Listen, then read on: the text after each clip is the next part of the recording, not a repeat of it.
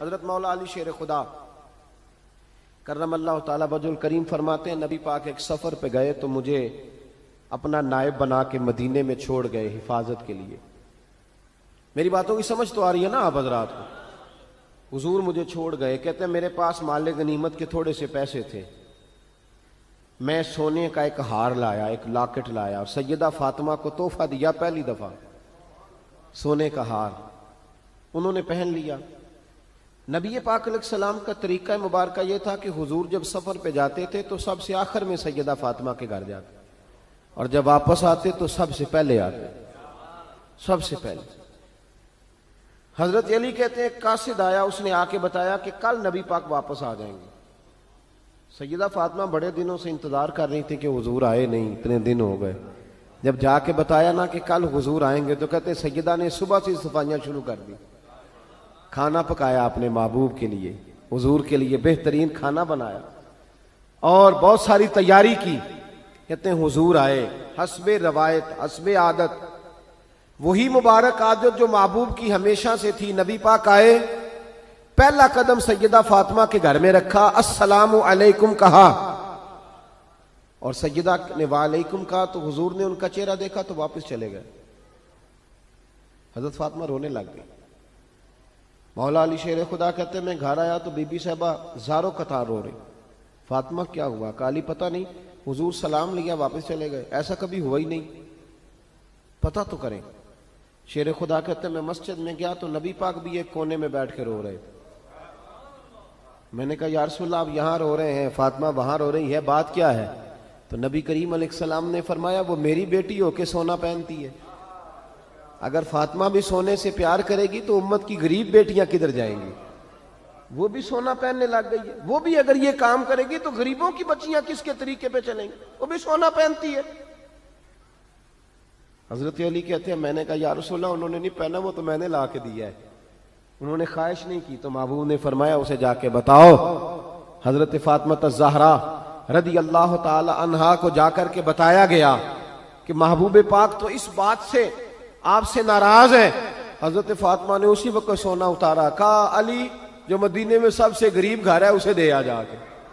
بھائی نبی پاک نے انہیں سادگی میں رہنا، پاکیزگی میں رہنا سکھایا، انہیں حسن سکھایا، انہیں عبادت سکھائی. نبی پاک علیہ السلام، یہ تو ساری دنیا بیان کرتی ہے کہ امام حسین نبی پاک کے کندھے پہ بیٹھ جاتے تھے سجدے کے عالم میں تو 72 تسبیحیں حضور پڑھتے تھے. پتہ ہے حضور سکھاتے کیا تھے؟ نبی پاک امام حسین کو سجدہ کرنا سکھا رہے تھے. حضور سجدہ کرنا سکھا رہے تھے، سجدہ کرنا. پورے کربلا کے واقعے میں کسی جگہ بھی امام حسن اور امام حسین نے کسی ایک مقام پہ بھی یزیدیوں سے کوئی مطالبہ نہیں کیا، کوئی بات نہیں منوائی، کہا جو تمہاری مرضی. ایک بات صرف کی، ایک گزارش، توجہ ہے میری بات پر، ایک بات صرف کی، ایک مطالبہ رکھا. جب 9 محرم کو عمر بن سعد نے، شمر نے، ان سب نے کہا نا کہ حسین یا اب بات ختم ہو گئی، یا بیعت کرو یا جنگ کرو، تو امام حسین نے فرمایا مجھے ایک رات کی مہلت دو. علی کے بیٹے مہلت مانگ سکتے ہیں؟ بولے نا یار، مہلت مانگتے تھے وہ، کیا ضرورت تھی؟ امام حسین نے فرمایا مجھے مہلت دے، ایک رات رہ گئی ہے، میں راج کے سجدے کرنا چاہتا ہوں. سجدوں کے لیے مہلت مانگی، سجدوں کے لیے. توجہ ہے میری بات پر؟ محفلیں لمبی، نمازیں چھوٹی. 24 گھنٹے آپ کسی کو بٹھا لیں باہر، وہ بیٹھا رہے گا، گپے لگائیں. نماز کا ٹائم ہوگا تو پتہ نہیں کیا ہو جاتا ہے، لوگوں دوڑ گئے، او ہو نماز پڑھنی پڑ جائے گی. ایسے لگتا ہے جیسے کوئی بہت مشکل مرحلہ آن پڑا. بھائی کربلا والوں کا تو پیغام ہی نماز ہے، ان کا تو طریقہ ہی نماز ہے. امام حسین نے کہا ایک رات کی مہلت، فقط اس لیے کہ میں کھل کے نمازیں پڑھ لوں. ساری رات بڑی باتیں تھی نا، بڑی باتیں. سیدہ زینب سے دکھ سکھ کر سکتے تھے ساری رات، امام زین العابدین کو بڑی باتیں بتا سکتے تھے، بڑا کچھ ہو سکتا تھا. لیکن امام زین العابدین کہتے ہیں ساری رات حسین ابن علی نے سر سجدے سے نہیں اٹھایا. چل تو اس طرح کر، امام حسین تو ساری زندگی ساری رات پڑھتے رہے نا، تو چل ایک رات کی عبادت کر ان کے نام پر، ایک رات ساری جاگ. نہیں نا تسی ہاں کی تھی، ایک رات کہی ہے میں نے، بڑا مشکل ہے ہمارے لیے. آپ یقین کریں مسلح، اور پھر کسی نے ہمیں کان میں بتا دیا کہ تسی نسبت آ لے ہو، تسی بخشے ہو. اے کوئی پکی گل دس گیا ساری، اس میں کوئی شک نہیں کہ نسبت سے بخشے جائیں گے. لیکن امام حسین ڈائریکٹ نواسے ہیں نبی پاک کے. اگر وہ نسبت کے باوجود بھی ساری ساری رات نماز پڑھتے ہیں، تو کس قسم کا نسبت والا ہے کہ 10 محرم کو بھی تیری ساری قضا ہو جاتی ہے، ساری قضا چھٹی، ہم نسبت والے ہیں. بس نسبت کا یہ معیار ہوتا ہے. نسبت کا معیار یہ ہوتا ہے کہ جو محبوب نے کیا وہ ہم نے کر کے چھوڑنا ہے، وہ کام کرنا ہے. اور پھر اہل بیت نبوت کا اسوہ حسنہ پردہ ہے. پردہ بڑی گمراہی آ گئی ہے امت میں. اب جو بچی ایم بی اے کر لیتی ہے وہ سب سے پہلے یہ مطالبہ کرتی ہے کہ ہمارے حقوق برابر کے. اسلام نے عورت کو برابر کے حقوق نہیں دیے، عزت والے حقوق دیے. کون سے حقوق دیے بولیے؟ میں ایک یونیورسٹی میں تھا تو ایک بچی نے پیغام دیا، کہنے لگی جی، بچیاں بھی تھی پردے میں بیٹھی ہوئی، لیکچر یونیورسٹی میں ہو رہا تھا، تو اس نے کہا جی عورت کا تو گھر ہی کوئی نہیں ہوتا، عورت کا تو گھر ہی کوئی نہیں، تو ہم کدھر جائیں؟ میں نے کہا چلیں ادیبانہ انداز میں یہ بات درست ہے لیکن حکیمانہ انداز میں درست نہیں. عورت کی تو اللہ تعالیٰ نے ذمہ داری بڑی شاندار رکھی ہے. جب تک باپ جوان ہوتا ہے نا، توجہ ہے میری بات پر، جب تک باپ جوان ہوتا ہے تو بیٹی اس کے گھر رہتی ہے، اور جب بچی جوان ہوتی ہے، ابا تھوڑا بوڑھے ہونے لگتا ہے نا، تو اللہ تعالیٰ خامند کی ڈیوٹی لگا دیتا ہے عورت پر. اور جب خامند تھوڑا بوڑھا ہونے لگ جاتا ہے تو بچے جوان ہو جاتے ہیں. تو میں نے کہا بی بی تو سمجھی نہیں، تو کہتی ہے میرا گھر کوئی نہیں. رب کریم نے تو تیرا محافظ ہمیشہ جوان آدمی کو رکھا ہے، جوان کو، کبھی باپ کو، کبھی بھائی کو، کبھی بیٹے کو، کبھی شوہر کو. تو یہ کیسے؟ اسلام نے تو تیرے لیے جوان خون تیرا محافظ رکھا. اگر تو سمجھے. حضرت فاطمہ نے ساری زندگی پردے میں گزاری، ان کا ننگا سر کبھی سورج نے بھی نہیں دیکھا. یہاں اللہ خیر کرے دینداروں کی بچیاں پردہ نہیں کرتی، حاجیوں نمازیوں کی بچیاں پردہ نہیں کرتی. کپڑے استری نہ ہو تو گھر میں جھگڑا شروع ہوتا ہے، اور بی بی پردہ نہ کرے تو پرواہ کوئی نہیں. حضرت عبداللہ بن سہل ایک تابعی بزرگ ہے، نام یاد رکھنا. عبداللہ بن سہل کہتے ہیں سیدہ زینب جب کربلا سے واپس آئیں تو وہ میری پڑوسن تھیں. 15 سال کہتے میں ان کا پڑوسی رہا ہوں. 15 سال، 15، امام شورانی نے اس کو لکھا ہے، 15 سال میں حضرت زینب کا پڑوسی رہا. کبھی ہوتا ہے نا کہ بی بی برقع پہن کے باہر نکل آتی ہے، بازار جانا ہے، دوائی لینی ہے، کوئی کام ہے. کہتے ہیں 15 سال میں پڑوسی رہا، پر میں نے پردوں میں چھپی ہوئی زینب بھی کبھی نہیں دیکھی. ہوتا نا برقعے میں بندہ بی بی دیکھ لیتا، میں نے پردے میں چھپی ہوئی بھی بی بی کبھی نہیں دیکھی. تو کربلا والوں کا تو طریقہ پردہ ہے، ان کا طریقہ. اب آخری بات سنیں، کربلا والوں کا طریقہ حوصلہ ہے، ہمت ہے.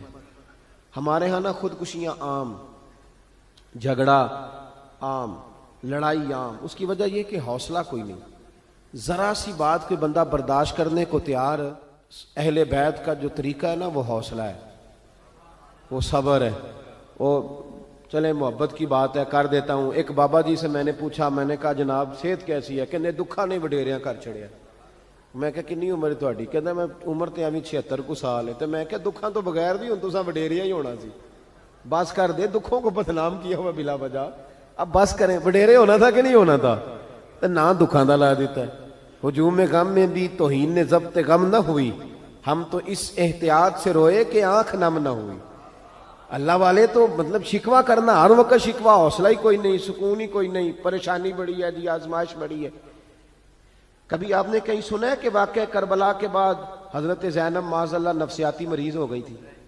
امام زین العابدین، سیدہ سکینہ، حضرت صغرا، وہ حوصلے میں رہے، متوانا رہے. امام زین العابدین نے اس کے بعد بھی کئی دفعہ پیروں میں بیڑیاں پہنی، کئی دفعہ. سادات کا خاندان چلا. یہ جو داتا علی اجویری نے آ کے آپ کو کلمہ پڑھایا یہ بھی سید زادے ہیں. سیدوں کا قافلہ رکا نہیں، یہ خواجہ اجمیری بھی سید زادے، غوث پاک جیلانی بھی سید زادے. یہ سادات کا سلسلہ چلتا رہا. بار بار آ کے امت کی قیادت کی ان لوگوں نے. جب دیکھیں نا یہاں کسی بندے کا کٹا ہوا ہاتھ پھینکا جائے نا، بلکہ انگلی پھینک دی جائے تو لوگ ڈر کے بھاگ جائیں گے، کسی کا، اپنے کسی کا نہیں، کسی کا، کیونکہ انسان کا وجود کٹ جائے تو دہشت پیدا ہوتی، آپ ڈر کے بھاگ جائیں گے۔ امام حسین کا کٹا ہوا سر، توجہ ہے میری بات پر؟ ذرا غور کرنا، بندے کا سر کٹ جائے، ہم سنتے ہیں بات پر غور نہیں کرتے۔ دھاڑ ان کا پڑا تھا کربلا میں، کٹا ہوا سر، زلفیں، پگڑی، کٹا ہوا سر نیزے پہ، آگے آگے سر جا رہا ہے، پیچھے سیدہ زینب جا رہی، با پردہ یزید کے دربار میں پہنچی، بی بی صاحبہ پردے میں بیٹھ گئی۔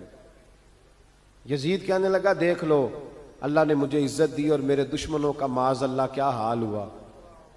جب اس نے یہ کہا نا تو حضرت نعمان بن بشیر صحابی بیٹھے تھے، اور ساتھ کہتے ہیں میرے ایک نابینا صحابی بھی بیٹھے تھے۔ حضرت نعمان بن بشیر کہتے ہیں کہ جب اس نے یہ کہا نا کہ اللہ نے مجھے عزت دی اور نقل کفر کفر نہ باشد، میرے دشمنوں کا یہ حال ہوا، تو کہتے ہیں سیدہ زینب وہاں سے اٹھ کے کھڑی ہو گئی، با پردہ سیدہ زینب کھڑی ہوئی، اور فرماتے ہیں اس طرح نہیں کھڑی ہوئی کہ بیویاں روتی ہیں تو کہتی ہیں ہائے یہ ہو، اس طرح نہیں، حوصلہ، ہمت، اور جس طرح کوئی سیاںا خطیب خطبہ پڑھتا ہے اس طرح سیدہ نے خطبہ پڑھا، پہلے اللہ کی حمد کی، پھر نبی پاک پہ درود پڑھا، اور پھر قرآن پاک کی آیت پڑھی وَتُعِزُّ مَن تَشَاءُ وَتُذِلُّ مَن تَشَاءُ، یہ آیت پڑھی۔